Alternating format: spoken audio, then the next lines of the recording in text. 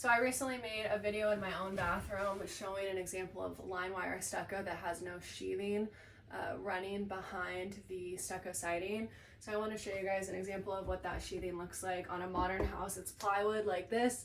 It's run at the exterior, siding is mounted to it, and it gives rigidity to the structure. It functions almost like shear paneling, which you can see behind me here. The difference is that shear paneling is a retrofit installation. It's installed after the house is built, and it's run along the studs at the interior. Sheathing is run at the exterior. In old houses, like pre-1950 or so, you wouldn't see plywood like this. You would see boards like what we have here. But that's a way to date the original construction of a home, if you see boards or if you see ply. I also, when I'm in an attic, look up above me and notice the sheathing and if it is skip sheathing. And skip sheathing is boards like these, but they're spaced apart and they're narrower.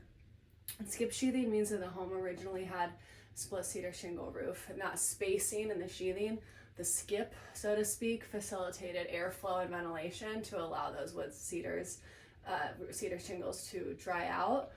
And in fact, in old houses, when you're up in the attic, if they still have a split cedar shingle roof, you can look up in the dry months and you'll notice little pinpricks of light because they suck up so much when they're dried out. I also look for ventilation and I look for wiring. So here we can see Romex, that's PVC clad wiring, and I can see some ventilation around me, and a way to know right off the bat if there's ventilation in an attic is to turn off all the lights and see if you can see light. That means there's either holes in the roof or ventilation.